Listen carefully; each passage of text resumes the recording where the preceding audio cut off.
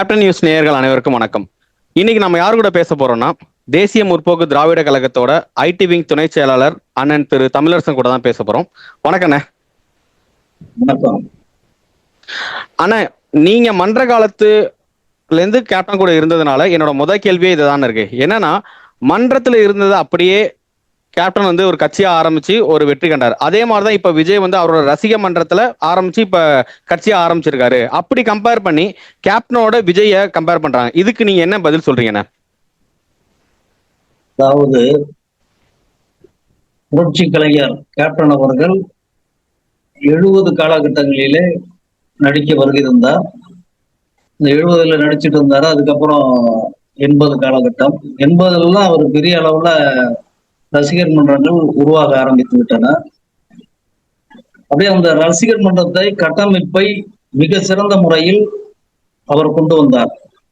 அதற்கு நிர்வாக ரீதியான அமைப்பு ரீதியான நிர்வாகிகளை போட்டு ஒவ்வொரு மாவட்டத்துக்கும் நிர்வாகத்தை சிறப்பாக செம்மையாக செயலாற்ற மன்ற மாவட்ட தலைவர், மாவட்ட செயலாளர், மாவட்ட பொருளாளர் என்ற அடிப்படையிலே ஒவ்வொரு மாவட்டங்களிலும் நிர்வாகிகளை நியமித்து அது ஒரு கட்சி அமைப்பு போன்றே அவர் செயல்படுத்தி வந்தார்.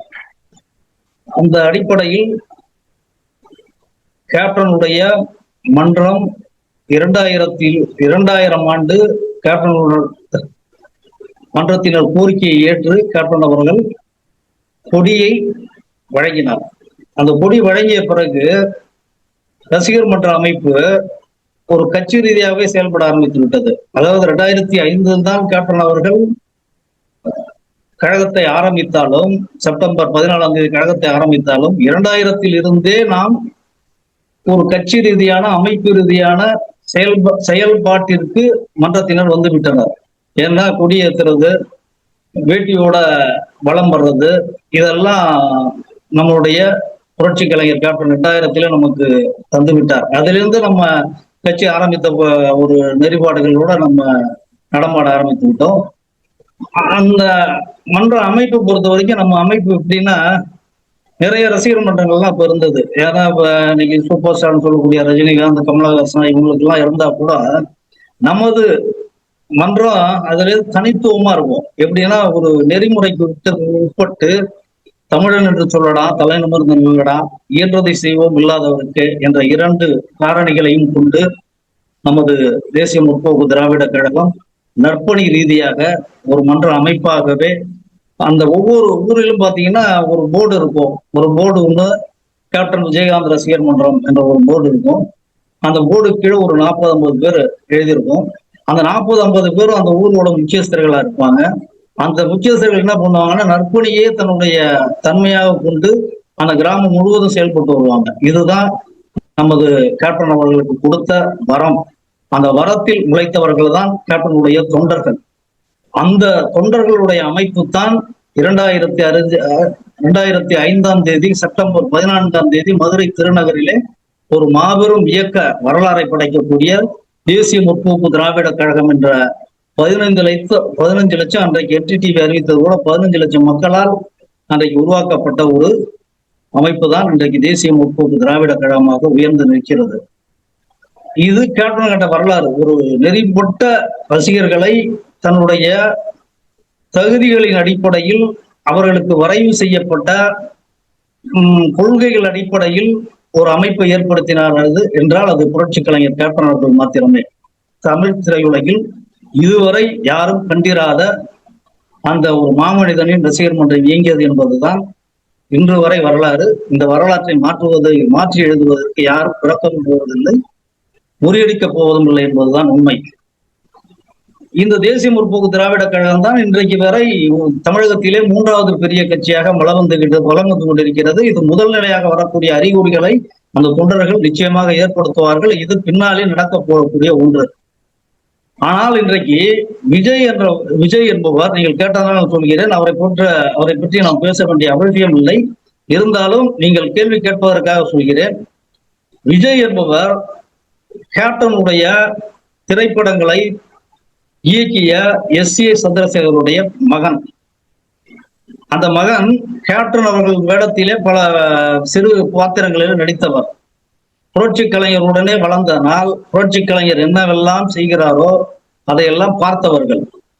அவர் அப்பாவும் அவரும் கேப்டன் என்னென்ன நற்பணிகளை செய்கிறாரோ அதையெல்லாம் நேரடியாக பார்த்து அந்த மன்ற அமைப்புகளை எப்படி அவர்கள் கேப்டன் அவர்கள் வழி நடத்துகிறாரோ அதையெல்லாம் பார்த்து வளர்ந்தவர்கள் தான் இவர்கள். இது அவர்களுக்குள்ள ஒரு மாற்றத்தை ஏற்படுத்தியிருக்கும் என்று நான் நினைக்கிறேன். இது இவருக்கு இவ்வளவு பேர் வருது பார், புகழ் வருது பார், இந்த புகழை எல்லாம் நாம் பின்னாளில் நாமும் அதை ஏற்படுத்த வேண்டும் என்ற நோக்கத்திலே அவருக்குள்ள ஒரு இது இருந்ததை தவிர, ஆனால் அவர் எந்த ஒரு கேப்டனை போல தாராள மனம் படைத்தவராகவோ அந்த ரசிகர் மன்ற அமைப்பை மிக சீர்திருத்தம் செய்து அந்த சீர்திருத்தின் அடிப்படையிலேயோ அந்த கட்சியை அவர் கட்டமைக்கவில்லை, அந்த மன்ற அமைப்பு கட்டமைக்கவில்லை. ஆனால் இன்றைக்கு அவர்கள் கட்சி ஆரம்பித்த பிறகு அவரும் நடிகராக இருக்க போதுக்கு புரட்சி கலைஞர் செந்தூரபாண்டி என்ற படத்திலே அவர் கேப்டனால் தன்னுடைய தம்பியாக அறிமுகப்படுத்தி தான் இன்றைக்கு ஒரு பெரிய நிலையில் அவர் அடைந்தார் என்பதெல்லாம் உண்மை. அதெல்லாம் இன்றைக்கு பலர் மறந்திருக்கலாம், அதை பற்றியெல்லாம் நாங்கள் கவலைப்படவில்லை. ஆனால் புரட்சி கலைஞர் கேப்டன் அவர்களால் உருவாக்கப்பட்ட ஒருவர் இன்றைக்கு அதே புரட்சி கலைஞர் கேப்டன் அவர்களை தன்னுடைய சமூக வலைதள பக்கங்கள் மூலமாக அந்த கட்சியை விமர்சனம் செய்வதுதான் எங்களால் ஏற்றுக்கொள்ள முடியவில்லை. இவர் எந்தவித நிரூபணமும் தமிழ்நாட்டிலே இதுவரை செய்யவில்லை. எந்தவித நிரூபணமும், அதாவது தேர்தலில் நின்று தன்னுடைய வாக்குகளையோ தன்னுடைய சதவீதத்தையோ இன்னும் நிரூபிக்காத காலகட்டத்திலேயே அவர்கள் புரட்சி கலைஞர் கேப்டன் அவர்களை விமர்சனம் செய்வது ஏற்றுக்கொள்ள முடியாத சூழ்நிலையே இருக்கிறது. இவருடைய ரசிகர் மன்ற அமைப்பும் சரி, நமது ரசிகர் மன்ற அமைப்பும் சரி, எந்த விதத்திலுமே ஒரு பொருந்தாத தன்மை உடையது. புரட்சி கலைஞர் கேப்டன் அவர்கள் கொடுத்து சுதந்திரமாக அந்த தொண்டர்களை வளர்த்தார் என்பதுதான் உலகம் அறிந்த ஒன்று. சரிங்கண்ணா. ஆனா நீங்க சொன்னது எல்லாமே ரொம்ப தெளிவா இருக்கு. அதுல ஒரு விஷயம் என்னன்னாக்கா, நீங்க சொன்ன விஷயத்துல ஒண்ணு பார்க்கும்போது கேப்டன் வந்து அவர் ரசிகர் மன்ற காலத்துல இருந்தே தன்னோட ரசிகர்களை அரசியல் மயப்படுத்தியிருக்காங்க. அதாவது மக்களுக்கு நல்லது செய்யறாட்டும், இல்ல அரசியல் என்ன பண்ணணும், அரசு எப்படி நடத்தணும், இது போன்ற விஷயங்கள் நிறைய பேசியிருக்காரு. ஆனா விஜய் சார்ந்த ரசிகர்களோ அதை பத்தி பேசலங்கிறது ரொம்ப தெளிவா தெரியுது. இது அடுத்த கேள்வி என்னவா இருக்குன்னா, தேமுதிகவோட வாக்கு வங்கி ரொம்ப கம்மியா இருக்கு, தேமுதிக அழிவின் பாதையில இருக்கு அப்படின்லாம் ஒரு தவறான பிம்பத்தை வந்து சமூக வலைத்தளங்களையும் சரி, மற்ற நமக்கு தேமுதிகவை அழிக்கணுங்கிற எண்ணத்தோட இருக்கிறவங்களும் பரப்பிட்டு இருக்காங்க. இதை பத்தி உங்களோட கருத்து என்ன? இல்ல, இதற்கு நம்ம சிரிப்பதான் நம்ம பதிலாக சொல்ல முடியும். ஏனென்றால் புரட்சி கலைஞர் கேப்டன் ஆரம்பித்த அந்த தேசிய முற்போக்கு திராவிட கழகம் கிட்டத்தட்ட 11% வாக்குகளை வாங்கி ஒரு நிரூபித்த கட்சி. இந்த கட்சியை பொறுத்தவரை 1,00,000 பேர் வெளியேறி இருக்கிறார்கள் என்பதெல்லாம் உண்மை கிடையாது.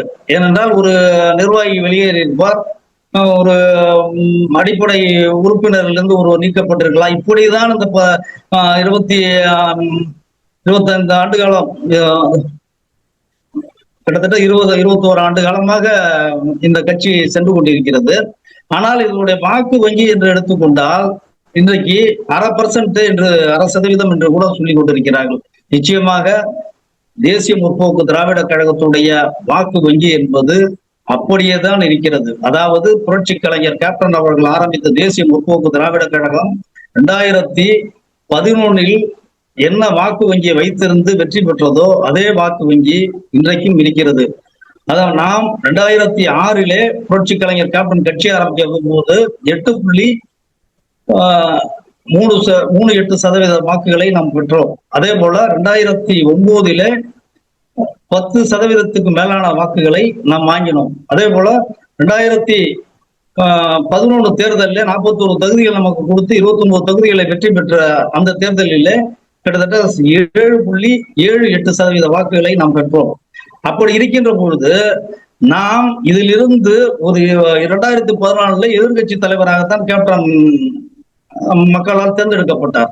அந்த எதிர்கட்சி தலைவருக்கு பிறகு அவர் முதல்வர் வேட்பாளராக நிற்கிறார். அதிலிருந்து அவருக்கு உடல்நிலையில் சற்று பின்னடைவு. அதனால் சில நாம் அந்த கூட்டணி விஷயங்களில் சில மாறுபாடுகளை அடைந்திருக்கலாம். அதனால் நாம் தோல்விகளை சந்தித்திருக்கலாம். ஆனால் அந்த தோல்வி என்பது நிலையானது கிடையாது. நமது வாக்கு வங்கியை பொறுத்தவரை அதே வாக்கு வங்கி தான். 0.5% என்பதெல்லாம் தவறான தகவல். நிச்சயமாக நமது தேசிய முற்போக்கு திராவிட கழகத்தின் வாக்கு வங்கி கிட்டத்தட்ட 12% வாக்குகளை இன்றைக்கும் நாம் கழகம் கண்டிருக்கிறது. அந்த அடிப்படையிலே நமது தேசிய முற்போக்கு திராவிட கழகத்தின் பொதுச் செயலாளர் அன்னியார் அவர்கள் தலைமை எடுத்திருக்கின்ற இந்த தேசிய முற்போக்கு திராவிட கழகம் வளர்ச்சி பாதையிலே சென்று கொண்டிருக்கிறது. இதை விட அதிகமான வாக்கு வங்கியை விரைவிலே நாங்கள் பெறக்கூடிய திட்டங்களை எல்லாம் தீட்டிக் கொண்டிருக்கிறோம் என்பதுதான் உண்மை. அந்த 10க்கு 10 அறையில் இருந்து விமர்சகர் என்ற பெயரில் பேசக்கூடியவர்களுக்கெல்லாம் நாங்கள் பதில் சொல்லக்கூடிய காலகட்டம் விரைவிலே வந்து கொண்டிருக்கிறது. அதற்கான பதில் இந்த வெற்றியை தான் நாங்கள் அவர்களுக்கு பதிலாக சொல்ல காத்திருக்கிறோம் என்பதை மட்டும் தெரிவித்துக் கொள்கிறேன். ஆனா இப்ப நீங்க அந்த கூட்டணி பத்தி பேசுனதுனால நான் இந்த கேள்வி கேட்கிறேன். இப்ப தேமுதிக திமுக கூட்டணி அப்படின்னு அறிவிச்சதுக்கு அப்புறம் எதிர்கட்சிகளா இருக்கட்டும் இல்ல பலரும் இருக்கட்டும் இது வந்து பொருந்தாத கூட்டணி, கேப்டன் ஆன்மா மன்னிக்காது அப்படிலாம் பேசி இந்த கூட்டணியோட பலத்தை குறைக்கிற மாதிரி பேசுறாங்களே, அதை பத்தி உங்களோட கருத்து என்னென்ன? அதாவது இந்த கூட்டணியை பொருந்தாத கூட்டணி என்கிறார்கள். அதாவது இன்னும் சொல்ல வேண்டுமானால் திமுகவுக்கு எதிராகத்தான் தேசிய முற்போக்கு திராவிட கழகம் கேப்டன் அவர்கள் உருவாக்கினார் என்று சொல்கிறார்கள். இதையெல்லாம் தவறான தகவல். புரட்சி கலைஞர் கேப்டன் ஆத்மாவை பொறுத்தவரை கேப்டனுடைய தூய தொண்டன் ஒவ்வொரு மனதிலும் இருக்கிறது. கேப்டனுடைய மனதில் தூய தொண்டனின் மனதில் தான் கேப்டனுடைய ஆத்மா இருக்கிறது. அந்த ஆத்மா இன்றைக்கு தமிழகம் முழுவதும் என்ன சொல்லிக் கொண்டிருக்கிறது என்பதை நாம் அறிய வேண்டுமானால் ஒவ்வொரு தொண்டனும் இன்றைக்கு மகிழ்ச்சியாக இருக்கிறான். புரட்சி அன்னியார் எடுத்த இந்த நடவடிக்கை தமிழகம் முழுவதும் தொண்டர்களால் கொண்டாடப்படுகிறது. அந்த கொண்டாட்டம் தான் இந்த வெளிப்பாடு. தமிழகத்திலே இருக்கின்ற ஒரு வெளிப்பட்டு இருக்கின்ற எழுச்சி, இவைகளை எல்லாம் பார்க்கின்ற பொழுது நம்ம எதிர்பார்த்து காத்திருந்து தோற்ற அணியினர் விமர்சனத்தின் என்ன விமர்சனம் இவர்கள் மீது வைப்பது என்பதை தெரியாமல் திண்டாடி கொண்டிருக்கின்ற பொழுது இந்த விமர்சனத்தை அவர்கள் வைத்து நம்மை தாக்கக்கூடிய நிலை இருக்கிறது. நிச்சயமாக கேப்டனுடைய ஆத்மா கேப்டனுடைய ஒவ்வொரு தொண்டனிடம் தான் இருக்கிறது. அந்த ஆத்மா இன்றைக்கு வெற்றிக்கனியை இந்த கூட்டணி பெறும் என்ற எண்ணத்தோடனுடைய தன்னுடைய பணிகளை துவக்கி இருக்கின்றான். தமிழகம் முழுவதும் மகிழ்ச்சி அலை வீசி கொண்டிருக்கிறது. திராவிட முன்னேற்ற கழகமும் தேமுதிகவும் அமைத்த கூட்டணி என்ற என்னைக்கு 2011 நாம அதிமுகவுடன் ஒரு கூட்டணி அமைத்து வெற்றி கண்டோமோ அதை விட மிகப்பெரிய வெற்றியை இந்த கூட்டணி பெறும் என்பத நம்பிக்கை இருக்கிறது. ஏனென்றால் இன்றைக்கு திமுக கூட்டணி மக்கள் நல திட்டங்களை இங்கே செயல்படுத்தி இருக்கின்றது. அதே போல மக்களுக்காகவே வாழ்ந்து கொண்டிருக்கின்ற தேசிய முற்போக்கு திராவிட கழகத்தின் பொதுச் செயலாளர் அன்னியார் அவர்கள் இந்த கூட்டணியுடன் இணைந்திருக்கிறார் என்கின்ற பொழுது மக்கள் எல்லாம் வரவேற்று இன்றைக்கு தேசிய முற்போக்கு திராவிட கழகத்தின் இந்த கூட்டணி மாபெரும் வெற்றி பெறும் என்ற சபதம் எடுத்திருக்கிறார்கள். இந்த சபதத்தை தான் நாம் மே 4க்கு மேல பார்க்க போகிறோம் என்பது உண்மை. சரிண்ண, அப்ப நீங்க சொல்ற மாதிரி இந்த கூட்டணி, அதாவது தேசிய முற்போக்கு திராவிட கழகமும் திராவிட முன்னேற்ற கழக கூட்டணி 2026 எலெக்ஷன்ல எந்த மாதிரி மாற்றத்தை உண்டாக்கும், எந்த அளவுக்கு இதோட தாக்கம் இருக்குன்னு சொல்ல முடியுமா? அதாவது நீங்க கேட்கறது கரெக்டான கேள்வி. இந்த தாக்கம் என்கின்ற பொழுது தேசிய முற்போக்கு திராவிட கழகம் மிகப்பெரிய ஒரு அமைப்பு. அதாவது தமிழகத்தை பொறுத்தவரை 3வது பெரிய கட்சி. திமுகவுடன் கூட்டணியில் பல்வேறு கட்சிகள் இருந்தால் கூட அவர்களும் வெற்றிக்கு உதவுகின்ற இந்த சூழ்நிலையில் தேசிய முற்போக்கு திராவிட கழகத்துடைய வருகை திமுகவுக்கு அவசியப்படுகிறது. இந்த அவசியம் ஏன் என்று சொன்னால், இன்றைக்கு பல்வேறு சூழ்நிலையில் ஆங்காங்கே பலர் கட்சி ஆரம்பிக்கின்ற பொழுது அதற்கு அவர்களுடைய ஓட்டு வங்கி என்னவென்று நிரூபணமாகாத இந்த நிலையில் தேசிய முற்போக்கு திராவிட கழகம் இந்த கூட்டணியில் இணைவது சால சிறந்தது என்று அந்த கூட்டணி தலைவர்கள் முடிவெடுத்ததனால் நம்மளுடைய தேசிய முற்போக்கு திராவிட கழகம் திமுகவுடன் இணைந்து செயலாற்றி கொண்டிருக்கிறது. இந்த செயலாற்றல் நிச்சயமாக தமிழகத்திலே மிகப்பெரிய ஒரு தாக்கத்தை ஏற்படுத்தும் என்பது மட்டும் உறுதி. ஏனென்றால் சென்ற தேர்தலிலே எதிர்கட்சியினர் 70க்கு மேற்பட்ட இடங்களை கைப்பற்றினாலும் இந்த முறை 2026 நடைபெறுகின்ற இந்த தேர்தல் 210 தொகுதிகளை கைப்பற்றும் என்று எங்களுடைய பொதுச் செயலாளர் சொல்லிக் கொண்டிருப்பது போல நிச்சயமாக இந்த கூட்டணி மாபெரும் வெற்றியை பெற்று அரியணை ஏறி மக்களுக்கு சேவையாற்றும் என்பது மட்டும் உறுதி.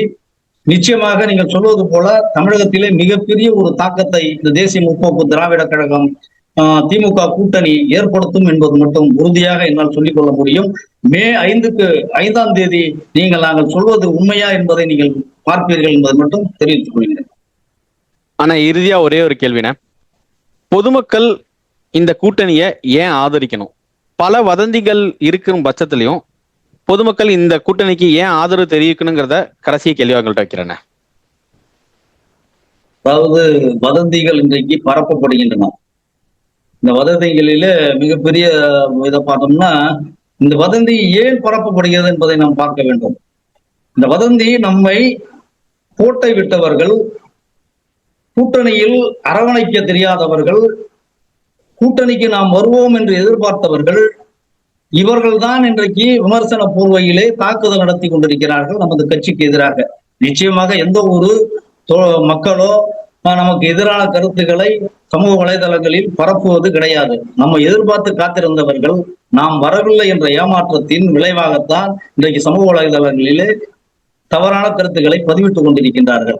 ஆனால் நம்மை பொறுத்தவரை சமூக வலைதளமும் சரி, எல்லா நிலைகளிலும் மிகப்பெரிய ஒரு நிலையில் தான் இருந்து கொண்டிருக்கின்றோம். இந்த நிலை வெற்றிக்கான நிலையாக இருக்கும் என்பது மட்டும் இந்த தருணத்தில் உறுதியாக சொல்லிக் கொள்கிறேன். நம்மை யார் விமர்சனம் செய்தாலும் அந்த விமர்சனங்களை தவிடுபொடியாக்கி எங்களுடைய கழக தலைவியும் கழக பொதுச் செயலாளருமான அந்நியார் அவர்கள் வெற்றி பெறுவார். அந்த வெற்றிக்கு பின்னால், அதாவது எங்களுடைய தொகுதிகள் குறைவாக இருந்தால் கூட இன்றைக்கு நாங்கள் எடுக்கக்கூடிய முடிவு சரியானதாக எங்களுடைய அந்நியார் எடுத்திருக்கிறார் என்பதுதான் உண்மை. ஏனென்றால் எங்களுக்கு 41 தொகுதிகள் வாங்கிய எங்களுக்கு அதே பலம் தான் இன்றைக்கும் இருந்து கொண்டிருக்கிறது. அந்த பலத்தில் எந்தவித மாற்று கருத்தும் கிடையாது. என்னுடைய தொண்டன் சரியான கூட்டணி அமைக்காத சூழ்நிலையில் மாற்றி போட்டு கூட போட்டிருக்கலாம். அதை பத்தி நாங்கள் சரியாக தெரியவில்லை. இருந்தாலும் எங்களுடைய அமைப்பு ரீதியான வெற்றி இன்றைக்கு அப்படியேதான் இருக்கிறது. 2005 ஆரம்பித்த இந்த கட்சியுடைய உருவாக்கம், அதனுடைய அந்த முகம், தேசிய முற்போக்கு திராவிட கழகத்தின் முகம் இன்றைக்கும் அப்படியேதான் இருக்கிறது. இளந்தலைவர் விஜய பிரபாகரன் இருக்கின்றார்கள். அதே போல மாநில உறுப்பினராக, மாநிலங்களவை உறுப்பினராக இன்றைக்கு பதவியேற்றுள்ள LK சுதீஷ் அவர்கள் இருக்கிறார்கள். அதே போல சண்முக பாண்டியன் இருக்கிறார்கள். இதை கண்டெல்லாம் தான் எதிர்கட்சியினர் பயப்படுகிறார்கள். இதற்கு ஒரு பெரிய பின்பலம் தேசிய முற்போக்கு திராவிட கழகத்திற்கு இருக்கிறது. இவர்கள் இந்த தேர்தலை விட இந்த தேர்தலில் நாம் கூட்டணிக்கு சென்றிருக்கிறோமே தவிர நம்மை நிறைய பேர் இந்த கூட்டணி குறித்த அறிவிப்பிலோ இல்ல மற்ற விஷயங்களிலோ நம்மை அவர்கள் அந்த அளவிற்கு மகிழ்ச்சியாக ஏற்றுக்கொள்ளவில்லை. ஏனென்றால் இந்த கூட்டணி எடுத்த முடிவு, அந்நியாருடைய முடிவு அவர்களை தாக்கி இருக்கிறது. ஏனென்றால் அவர்கள் பொய் சொல்லி, அதாவது நாங்கள் தான் தமிழகத்தின் 3வது பெரிய கட்சி என்றெல்லாம் சிலர் நினைத்துக் கொண்டிருக்கின்ற நிலையில் இன்றைக்கு அந்நியார் எடுத்திருக்கின்ற முடிவு மறுபடியும் தேமுதிக வந்துவிட்டது, அவர்கள் அந்த இடத்தை தக்க வைத்துக் கொள்வார்கள் என்ற நிலையில்தான் இன்றைக்கு அனைவரும் நம்மை கண்டு பயந்து கொண்டிருக்கிறார்கள். உண்மை அதுதான். திராவிட முன்னேற்ற கழகம், அனைத்து இந்திய அண்ணா திராவிட, அதற்கு பிறகு தேசிய முற்போக்கு திராவிட கழகம் தான். ஆனால் எந்த கூட்டணியுடன் நாம் இணைகிறோமோ அந்த கூட்டணி வெற்றி கூட்டணியாக மாறுகின்ற நிலைதான் இந்த தமிழகத்தில் நிலவி கொண்டிருக்கிறது. நிச்சயமாக திராவிட முன்னேற்ற கழகத்துடன் நாம் அமைத்திருக்கின்ற கூட்டணி இன்றைக்கு வெற்றி கூட்டணியாக மாறும் என்பது மட்டும் உண்மை. நேரத்தை ஒத்தி இதுக்கு வரைக்கும் பதில் சொன்னதுக்கு ரொம்ப நன்றிங்கண்ணா. நன்றி.